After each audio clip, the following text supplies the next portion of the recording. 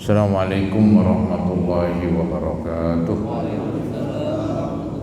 Alhamdulillah wassalatu wassalamu ala asyrafil khalqillah Sayyidina Muhammad ibn Abdillah wa ala alihi wa ashabihi wa man tabi'ahu wa nasarahu wa wala wala hawla wala quwwata illa billah, amma ba'd.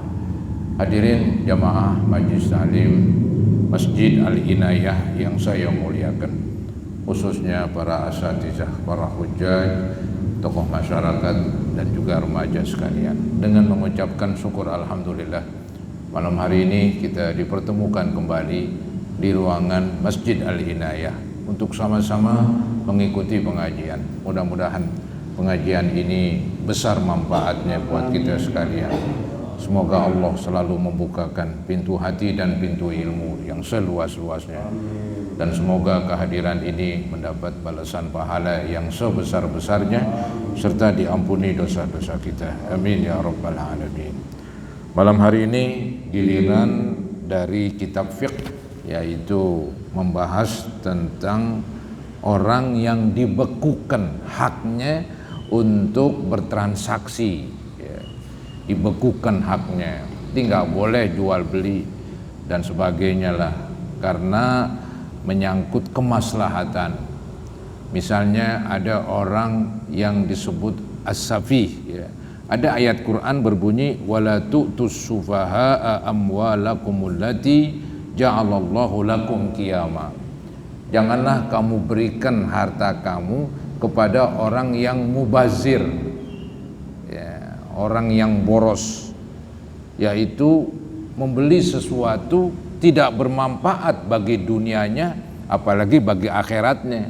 Beli aja barang, besok ke pasar lagi duitnya banyak, beli ini beli ono, nggak ada tuh tujuan beli ini untuk apa, tujuan beli itu untuk apa, nggak ada sama sekali. Ini orangnya blow on ini, ya, mubazir namanya, yang nggak bisa dan nggak pandai mengatur uang. Ketika membeli sesuatu dia nggak tahu tuh buat apaan, asal beli aja. Yang penting beli, kan begitu judulnya.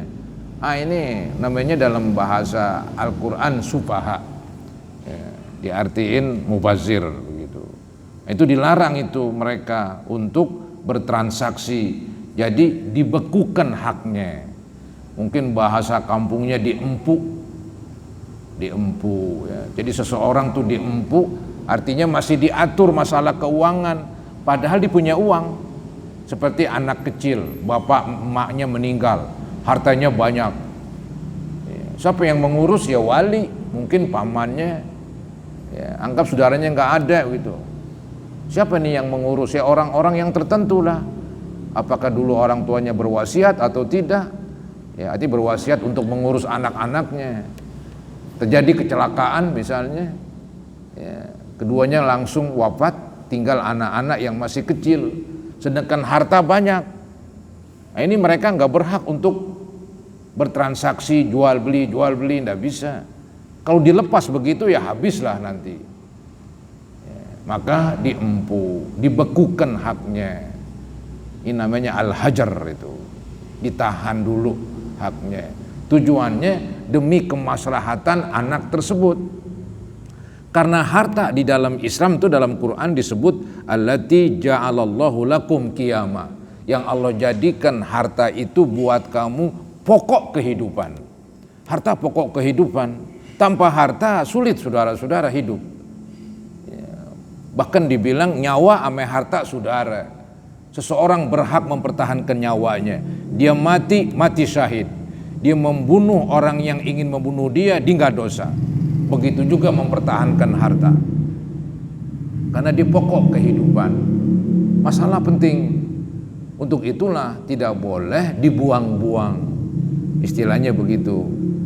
Ya nggak ada sih orang buang duit, cuman maksudnya mempergunakan uang itu yang tidak bermanfaat dunianya, tidak bermanfaat akhiratnya. Itu namanya sufaha, orang-orang yang mubazir. Nah, itu salah satu contoh orang yang dibekukan haknya, yang dalam bahasa Betawinya disebut empuk, ya, kayak mengempuk anak. Ini cuman mengempuk dalam segi keuangan, finansial itu. Faslun fi hajris safihi wal muflis. pasal ini menerangkan tentang mengempuk, tentang menahan hak keuangan dari orang yang mubazir, yang menghambur-hamburkan uang untuk tidak bermanfaat ya, wal muflis, dan orang-orang yang bangkrut, utangnya banyak tapi masih punya harta, mempunyai banda begitu. Dia tuh nggak boleh jual sembarangan, langsung dibekukan oleh pemerintah, oleh hakim. Mungkin sekarang disebut dipailitkan begitu ya. Ada dipailitkan, ada perusahaan utangnya banyak begitu. Dihitung-hitung, wah ini bisa habis nih aset-asetnya yang dimiliki. Kalau dilepas saja, ntar asetnya habis, utang nggak kebayar. Mana? Maka dipailitkan, langsung dibekukan itu hartanya demi kemaslahatan para orang-orang yang ya istilahnya yang meminjamkan uang kepada perusahaan tersebut ya. Demi kemaslahatan orang-orang yang sudah memberikan utang kepada perusahaan tersebut ya. Jangan sampai mereka nggak dapat sama sekali ya. Maka demi kemaslahatan harta, agama melarang orang tersebut mempergunakan hak jual belinya, dibekukan. Ini namanya al-hajar. Nah, disebutkan di dalam kitab wal hajru lughatan al-man'u. Kalimat al-hajar, ha jim ra, itu artinya al-mana', mencegah, melarang. Bahasa kerennya membekukan udah. Jadi hak finansialnya nggak ada udah. Dicabut ya. Wa syar'an, menurut syariat yang namanya hajar man'ut tasarruf fil mal. Artinya dicegahnya seseorang mempergunakan hartanya, dibekukan hak finansialnya, nggak boleh jual beli. Jadi diempuk terus. Mau beli apa nih? Lihat dulu, bermanfaat dibeliin. Begitu. Mau jual apa nih? Bermanfaat dijual. Demi kemaslahatan ini anak dan hartanya nggak bisa dilepas begitu aja. Itulah hebatnya agama Islam ya, saya perhatikan begitu hebat agama ini. Dia mengatur seluruh kehidupan manusia, termasuk kehidupan di dalam memiliki harta. Kemudian bi khilafit tasarrufi fi ghairi, berbeda ya tentang tindakannya pada selain keuangan. Kalau tindakan yang bukan keuangan itu dia masih punya hak. Jadi enggak dibekukan seluruh haknya.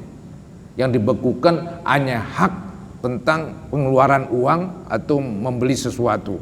Ya, itu yang dibekukan. Adapun yang lain tidak katanya. Dicontohkan di sini katolaki, seperti bercerai, menceraikan istri. Itu silakan. Misalnya nih ada orang udah dewasa punya istri, tapi kayak kanak-kanak kalau ngatur duit begitu, nggak bisa. Duitnya banyak, hartanya, maka hartanya dibekukan untuk kebutuhan dia dan kebutuhan istrinya nanti diatur oleh yang mengurus begitu. Kemudian dia nggak cocok sama istrinya, diceraikan, itu hak dia, nggak dibekukan dan sah penceraiannya, walaupun blow on di dalam mengatur uang. Ya, blow on mengatur uang tapi nggak blow on dia dalam masalah perempuan ya. Maka hak cerainya tetap nembus, tetap terlaksana katolaki. Maka fayan fudu minas safihi, maka cerai itu terlaksana dari orang yang menghambur-hamburkan uang ya, as-safih. Wa ja'alal musannifu al-hajar ala sittatin minal ashkhas. Pengarang kitab ini, pengarang kitab takrib, menerangkan bahwa orang-orang yang diempuk ada 6 macam, walaupun sebetulnya lebih, cuman yang gede-gede ini yang 6 macam ya. Ada 6 macam manusia yang perlu diempuk, dibekukan hak finansialnya, hak keuangannya. Pertama as-sabi, anak kecil. Emang anak kecil punya duit? Ya tadi gambarannya. Anggaplah bapaknya meninggal, mamanya meninggal, barang suatu kecelakaan ya, dia enggak sendirian, dapat warisan banyak banget ya. Jangan-jangan semuanya mengurusin lagi ntar. Ya itu kalau ngurusin untuk kebaikan emang disuruh. Tapi kalau ngurusin untuk jadi benalu ya mengambil kesempatan dalam kesempitan ya nggak boleh. Jadi anak kecil seandainya punya uang, ya kebanyakan anak kecil nggak punya duit ya, kebanyakan. Jaranglah terjadi kayak tadi itu. Kemudian orang yang kedua yang diempuk keuangannya wal majnun, orang gila. Orang gila ya. Hartanya ada begitu, tapi dia gila. Ini nggak bisa ngatur uang ini. Maka kalau dijual beli hukumnya haram aja, nggak boleh. Maksudnya haram, maksudnya apa? Tidak terlaksana begitu. Anggap transaksi dengan si gila begitu. Di gila-gila ya begitulah, nggak gila banget begitu, masih kenal duit. Orang dorong-dorong begitu, dia punya apa ini, jual sama gua, jual begitu. Atau orang punya barang disuruh beli nih, beli begitu. Emang dia agak setengah gila misalnya, beli aja, besok beli lagi, habis duit, hancurlah ntar ya keuangannya. Maka ini si gila termasuk yang diempuk. Wasafi, as-safi yang tadi saya bilang mubazir, yang tidak bisa mengatur uang, dia membeli sesuatu padahal nggak bermanfaat buat dunianya, apalagi buat akhirat. Dibeli aja. Gitu. Jadi ada seseorang beli sesuatu, beli barang, dia nggak tahu nih manfaatnya, asal beli aja. Misalnya bawa duit berapa ikat, pergi ke supermarket, beli ini, beli ono, beli itu, beli mulu. Dia nggak tahu buat apaan, asal beli aja. Dia senang begitu belanja. Wah, ini mubazir namanya as-safi. Ya, Al-Quran itu menyebutkan ya, yang berbunyi wala tu'tus sufaha'a amwalakumul lati ja'alallahu lakum qiyama. Janganlah kamu berikan kepada orang-orang yang enggak pandai mengatur uang, jangan kamu berikan harta mereka, karena harta itu Allah telah jadikan pokok kehidupan. Pokok dia, bukan hal yang sifatnya sekunder, yang sifatnya ya boleh ada boleh enggak. Harta itu pokok kehidupan ya. Maka si safi, si gila termasuk yang diempuk. Wa fassarahul musannif biqaulihi. Pengarang kitab ini ya mentafsirkan, mengartikan kalimat as-safi yaitu al-mubadzir limalihi. Orang yang mengeluarkan uangnya tapi tidak mengetahui tujuannya apa itu yang uang dikeluarkan untuk beli apa manfaatnya. Dia nggak tahu, asal beli aja. Itu mubadzir limalihi. Ay yusarrifuhu, yaitu dibelanjakan uangnya fi ghairi masarifihi, pada bukan tempatnya, yang gak layak dibeli. Dilihat apaan nih, didemen beli. Mungkin bukan urusan dia kali, dibeli juga udah apa gitu. Apa aja dibeli, duitnya banyak, cuman blow on. Ini kacau balau ini. Ntar kalau dia belanjain duit dilepas itu, habislah uangnya. Ntar bergantung sama siapa? Mau jadi pasilan lagi kan begitu. Agama melarang itu. Maka diempu nih orang. Kemudian yang diempu lagi tadi orang gila, terus mubazir, as-safi. Yang ketiga lagi nih tadi sebelumnya as-sobi. Yang selanjutnya lagi wal muflis, orang yang bangkrut. Bangkrut dalam arti keuangan nggak ada, tapi yang ada barang-barang, asetnya ada. Kalau dilepas, ini orang akan jual lagi asetnya. Ntar orang-orang yang pernah meminjamkan uang atau bagaimana yang ada urusannya nggak kebayar, asetnya udah habis, barang-barangnya, utang belum kebayar. Maka hakim menahan.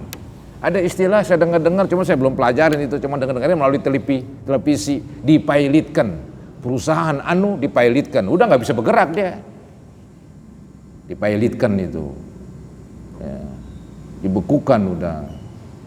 Nanti hartanya tuh ame hakim dibagi-bagi sesuai dengan jumlah utangnya tuh si pilot itu, first travel, iya diambil udah. Diambil negara itu. Tahu tuh urusannya tuh, nggak ngerti kita tuh. Baik. Ya. Jadi wal muflis, orang yang bangkrut, wa huwa lughatan man sara maluhu fulusan. Kalimat muflis secara bahasa orang yang duitnya jadi tembaga. Dulu kan duit emas sama perak ada harganya. Jadi duit zaman dulu emang berharga tuh, emas emang berharga zatnya. Duit zaman sekarang kertas, dia nggak ada harganya kertas. Cuman ada tanggung jawab dari pemerintah ya, yang dikeluarkan oleh Bank Indonesia itu, BI, tanggung jawab pemerintah. Misalnya ditulis 20.000, emang harganya 20.000 udah. Gitu. Zaman dulu emas beneran, jadi logam, uang logam, gitu. Maka tuh punya duit banyak repot zaman dulu. Iya, taruh di bawah tanah, begitu. Diumpetin di mana nih? Kalau dibawa berat banget, udah berat banget, kelatan lagi. Maka ada yang nyimpen di bawah tanah itu. Tahu-tahu banjir, nggak ketahuan tandanya hilang, dia bingung di mana gue taruh duit. Ditanya seorang guru, nih bagaimana nih? Dibilang lu sembayang aja kita. Habis sembayang diingat, wah sebelah sono.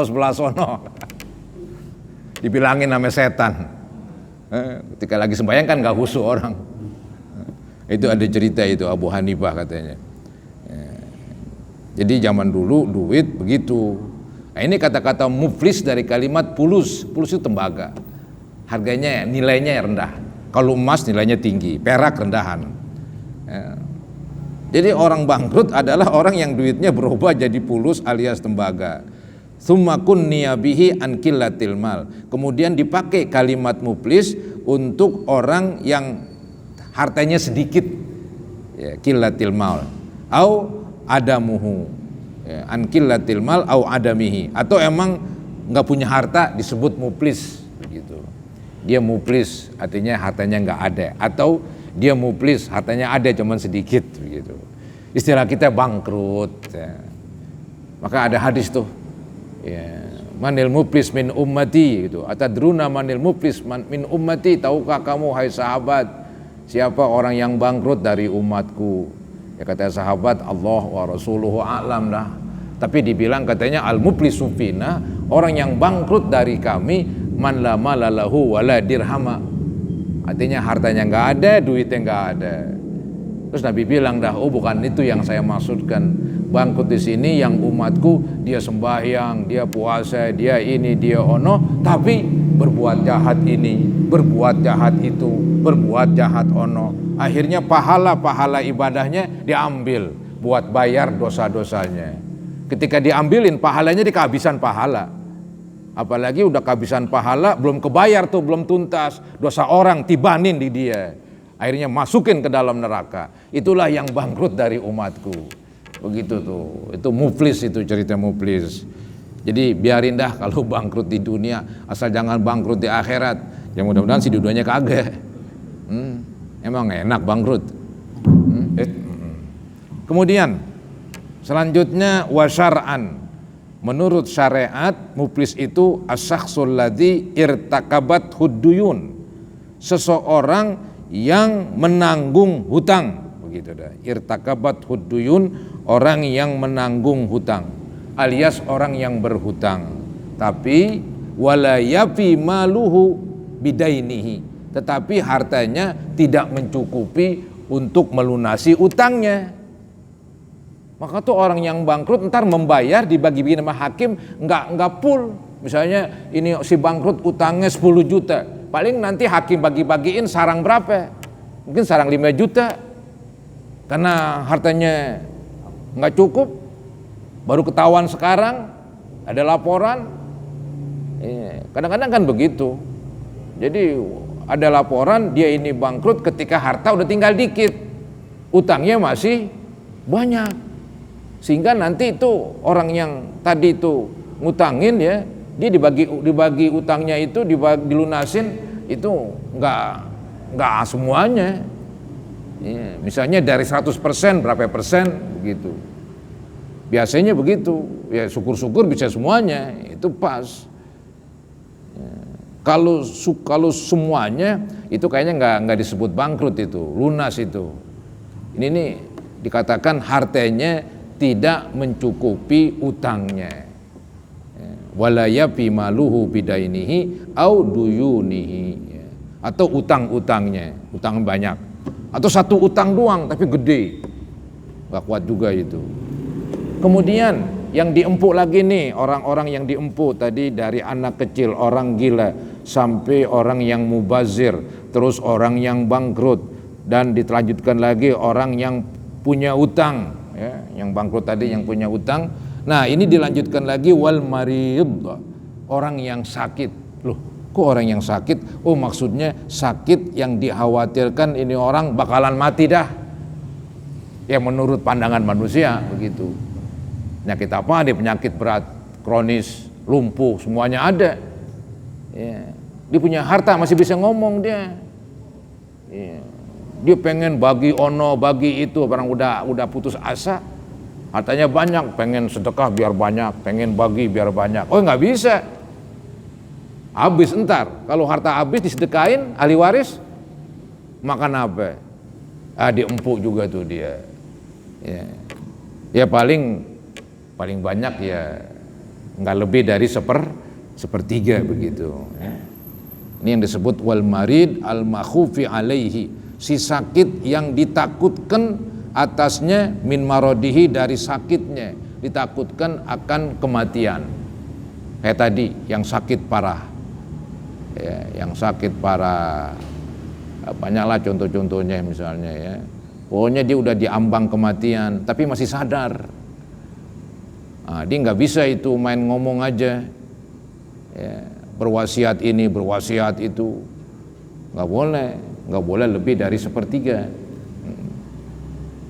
Dikatakan wal hajru alaihi fima zada ala thuluth, dibekukan hartanya ya bila mana melebihi dari sepertiga, alias dia nggak boleh bersedekah, nggak boleh berwasiat lebih dari sepertiga, karena dia itu kan mengeluarkan ucapan ketika dekat-dekat mati. Orang udah dekat mati, ia pengen bersedekah, apalagi emang dia yang cari tuh duit, begitu. Dia pengen keluarin buru-buru biar banyak, keluarin. Tapi agama kan melihat ahli waris, nggak bisa istilahnya seenak broknya dari yang sakit itu. Jadi maksimal sepertiga, begitu. Wahuwa sulutsa atirkah, ya. Jadi yang dibekukan 2/3 maksudnya, yang sepertiga boleh, yang sepertiga nggak dibekukan 2/3 itu, ya.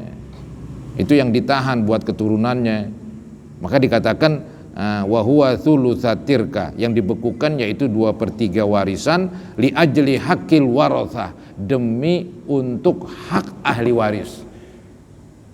Ada tuh suatu hadis Nabi pernah mendatangi sahabatnya lagi sakit, Nabi paranin. Biasa itu kebetulan anaknya lagi perempuan apa atu doang ceritanya begitu.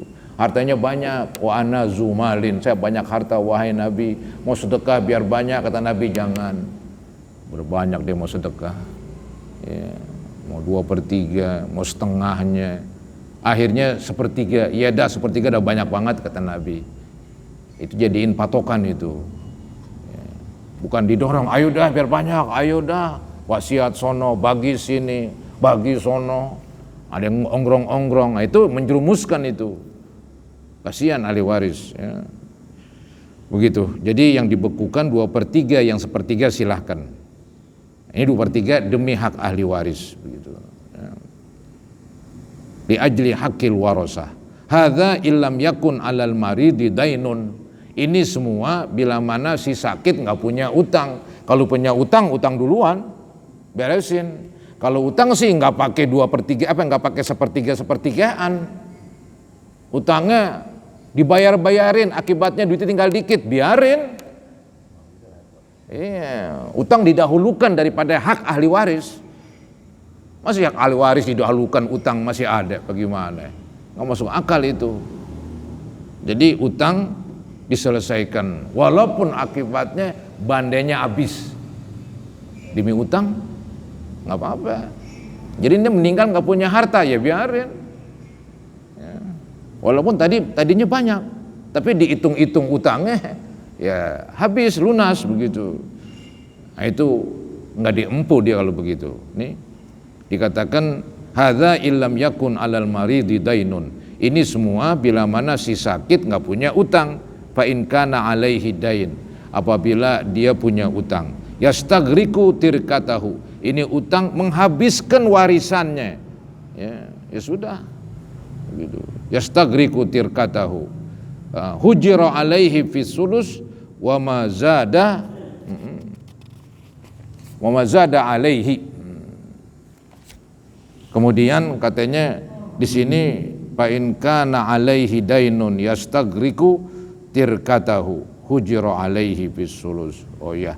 Jadi kalau memang dia punya semacam utang dilunasi dulu ya. Kemudian seandainya masih ada lagi sisanya, maka tetap hukum yang tadi, paling banyak sepertiga diboleh keluarin setelah dilunasin hutang-hutangnya begitu. Jadi utang didahulukan, bila mana masih ada, tetap nanti nggak boleh untuk sedekah begitu ya, tetap dibolehkan sedekah atau wasiat paling banyak sepertiga ya, nggak boleh lebih dari itu, sisa daripada bayar utang.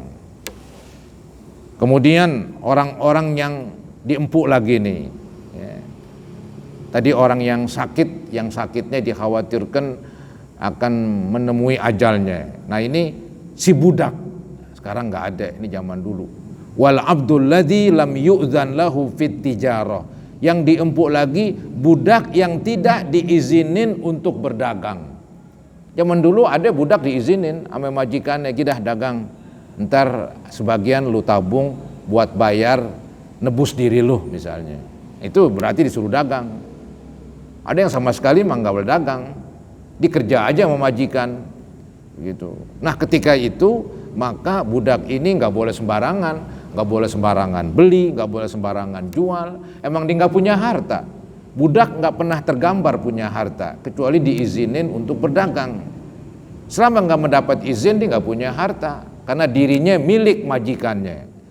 Wal abdul ladzi lam yu'zan lahu fit tijarah, termasuk yang diempu budak yang tidak diizinkan di dalam berdagang.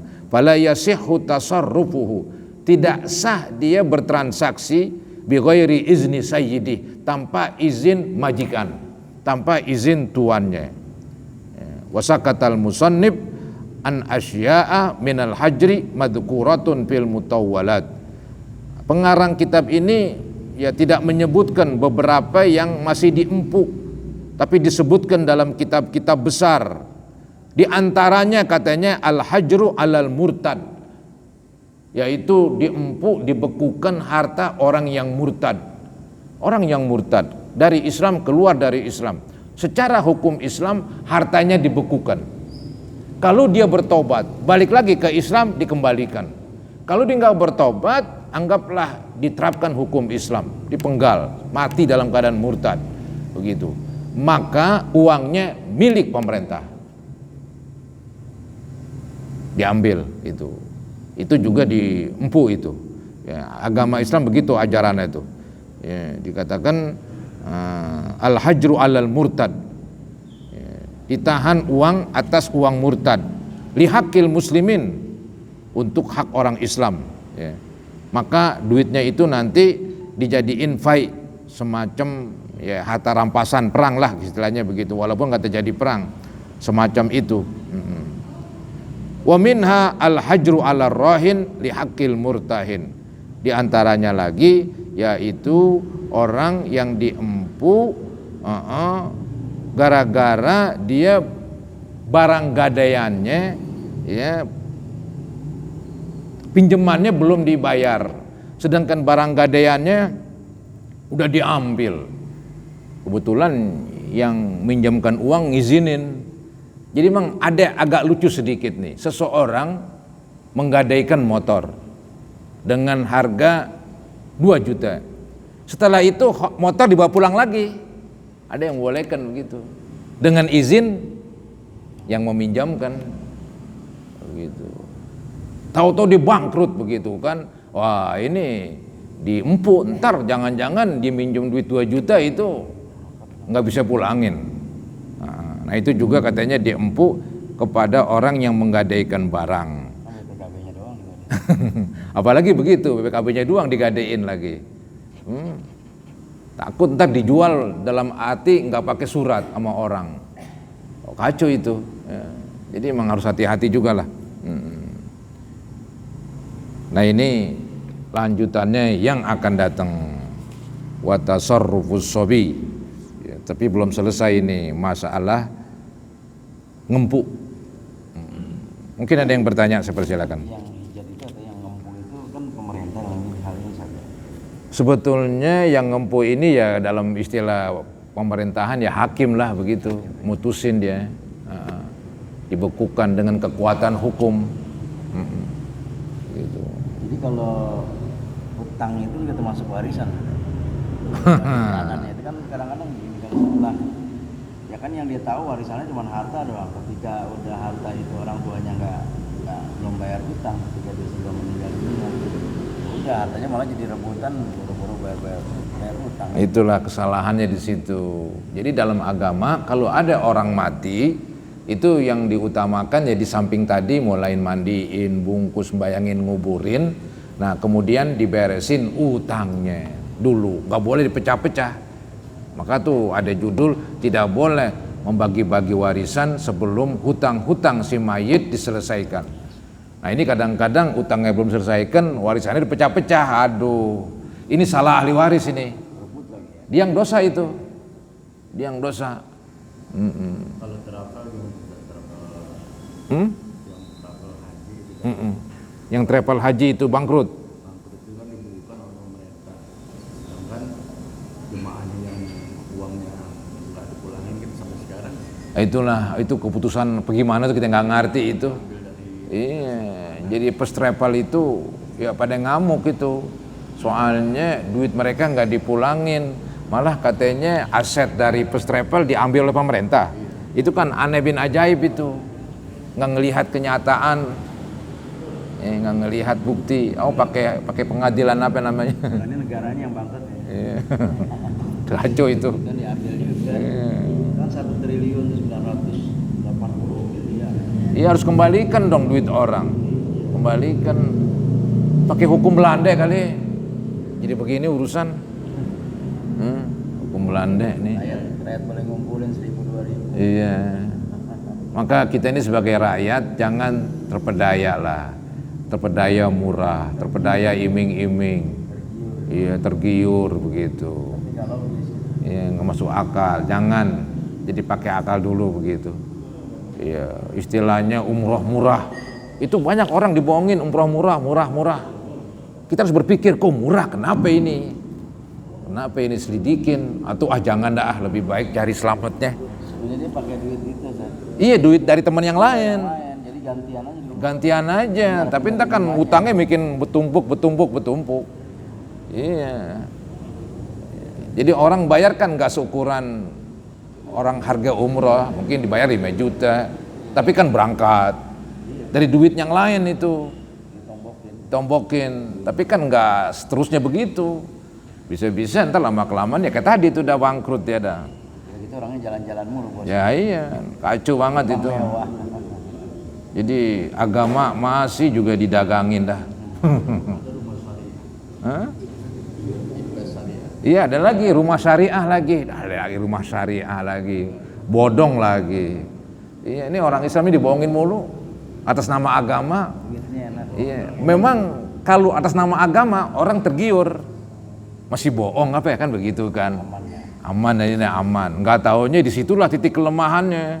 Ini yang investasi korma lagi. Iya itu ada lagi tuh dah macem-macem. Maka tuh jangan mudah tergiur, mudah terpedaya. Yang nggak masuk akal jangan. Ya, maka Allah kasih akal, suruh berpikir dulu. Ya, kalau perlu tanya orang sono kemari, baru bertindak. Kormanya belum ditanam, udah dibilang hasilnya sekian. Kacau itu dah. Aneh aja, ada banyak yang percaya aja. Bukan main. Di zaman sekarang memang zaman penipuan begitu ya. Orang nyari duit, wah bukan main dengan cara-cara yang nggak masuk. Inilah secara agama haram banget begitu, tapi dikerjain. Inilah zamannya. Jadi kita harus waspadalah begitu. Kalau gini MZ tuh kutil ya. Iya, kurang teliti itu penyakit kutil. Ya, baiklah. Mari saudara-saudara kita akhiri. Kita berdoa sebelumnya kita baca Ummul Quran suratul Fatihah. Kita mohon kepada Allah, mudah-mudahan Allah sampaikan pahalanya kepada yang telah wafat, ibu bapak kita, guru-guru, ya, termasuk mungkin istri sudah wafat, anak, semoga mereka Allah ampuni, dan juga kita termasuk yang masih hidup, mudah-mudahan juga diampuni dosa-dosa kita. Al-Fatihah ala ma nawaina wa ala ma nawaitum wa ila hadratin Nabi Rasulillah sallallahu alaihi wasallam. Al-Fatihah. A'udzubillahi minasyaitonir rajim. Bismillahirrahmanirrahim. Alhamdulillahi rabbil alamin arrahmanir rahim maliki yaumiddin. Iyyaka na'budu wa iyyaka nasta'in. Ihdinas siratal mustaqim. Siratal ladzina an'amta 'alaihim ghairil maghdubi 'alaihim. Astaghfirullahalazim, astaghfirullahalazim, astaghfirullahalazim. Allahumma shalli ala sayyidina Muhammad wa ala sayyidina Muhammad. وسلم تسليما كثيرا والحمد لله رب العالمين. اللهم انفعنا بما علمتنا وعلمنا ما ينفعنا وزدنا علما نافعا. اللهم اغفر للمسلمين والمسلمات والمؤمنين والمؤمنات الأحياء منهم والأموات. ربنا آتنا في الدنيا حسنة وفي الآخرة حسنة وقنا عذاب النار. صلى الله على سيدنا محمد وعلى آله وصحبه وسلم والحمد لله رب العالمين. السلام عليكم ورحمة الله وبركاته.